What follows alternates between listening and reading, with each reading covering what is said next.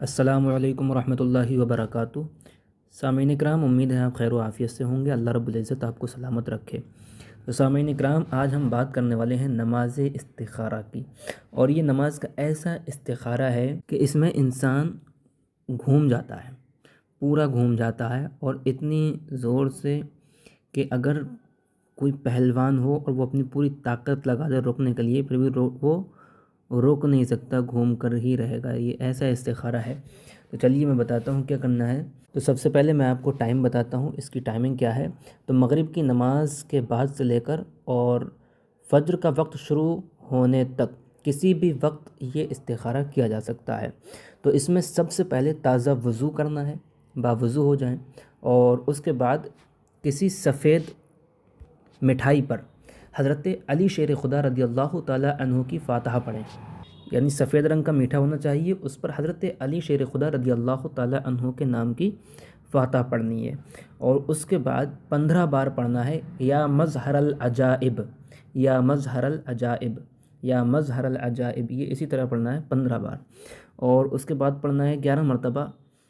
یا کاشف الغرائب، یا کاشف الغرائب، یا کاشف الغرائب، یہ میں نے 3 بار پڑھا، اس کو 15 بار پڑھنا ہے، اور پھر اس کے بعد 9 مرتبہ درود پاک پڑھنا ہے۔ شروع میں بھی درود پاک پڑھنا ہے اور آخر میں بھی 9 مرتبہ درود پاک پڑھنا ہے، اور جب درود پاک پڑھ کر فارغ ہو جائیں تو آسمان کی طرف دم کر دیں، یعنی آسمان کی طرف پھونک مار دیں۔ اس کے بعد کیا کرنا ہے، اس کے بعد 2 رکعت نماز نفل کی نیت کرنی ہے، اور استخارہ کی نیت سے 2 رکعت نماز نفل پڑھنی ہے۔ جب آپ نفل شروع کریں گے تو جب پہلی رکعت ہوگی تو پہلی رکعت میں نفل میں یا سنت ہو، کوئی سی بھی نماز ہو، اس میں سب سے پہلے ثنا پڑھتے ہیں، یعنی کہ سبحانک اللہم و بحمدک، تو سب سے پہلے یہی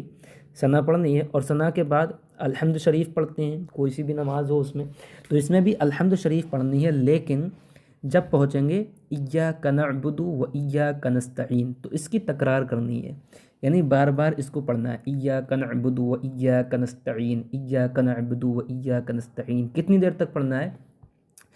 اتنی تکرار کرنی ہے کہ آپ 500 کی تعداد پوری کر لیں،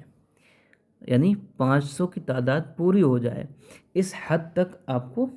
پڑھنا ہے، اس کی تکرار کرنی ہے، ایاک نعبد و ایاک نستعین، اس سے آگے نہیں بڑھنا ہے، بار بار اسی کو پڑھنا ہے۔ تو جب یہ 500 کی تعداد پوری ہو جائے گی تو آپ کا جو بدن ہے، جسم ہے، ایٹومیٹکلی قدرتی طور پر ایک جانب کو گھوم جائے گا۔ اب اگر داہنی طرف کو گھومتا ہے تو خیر کی علامت ہے، اور بائیں کو گھومتا ہے تو ناکامی کا مطلب ہے، اور کبھی پورا جسم بسا اوقات اتنی طاقت سے گھومتا ہے کہ کوئی پہلوان بھی اس کو روک نہیں سکتا، اور کبھی ایسا بھی ہوتا ہے کہ پورا بدن نہیں گھومتا لیکن صرف سر گھومتا ہے، تو دائیں کو گھومے تو خیر کی علامت ہے، بائیں کو گھومے تو ناکامی کی علامت ہے، جس کام کے لیے استخارہ کر رہے ہیں اس کو نہ کریں۔ اب اگر ایسا ہو کبھی اتفاق سے کہ آپ کا جسم بھی نہ گھومے اور سر بھی نہ گھومے، تب پھر کیا کرنا چاہیے؟ تب پھر جو ہے چند دنوں کے لیے، کچھ دنوں کے لیے استخارہ جو ہے ملتوی کر دیں، اور اس عمل کو بھی نہ کریں، اس سے رک جائیں، اور چند دن کے بعد پھر جو ہے استخارہ کریں تو دیکھیں کیا اشارہ ملتا ہے۔ تو یہ جب استخارے میں آپ نے جو پڑھا ایاک نعبد و ایاک نستعین، اس کی تکرار کری،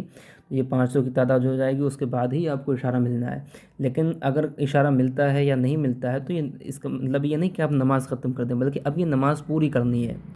اس کے بعد ایاک نعبد و ایاک نستعین کے بعد جو ہے پوری الحمد شریف پوری ختم کرنی ہے والضالین تک، اور اس کے بعد میں سورہ اخلاص پڑھنی ہے، پہلی رکعت میں بھی دوسری رکعت میں بھی، اور سلام پھیرنے کے بعد مکمل ہو جائے تو پھر اللہ رب العزت سے خیر کی دعا مانگیں، اللہ رب العزت بہتری فرمائے گا۔ تو چلیے سامعین، امید کرتا ہوں کہ آپ کو یہ ویڈیو پسند آئی ہوگی، اس کو لائک کریں، چینل کو سبسکرائب کریں، اور زیادہ سے زیادہ اس ویڈیو کو شیئر کریں۔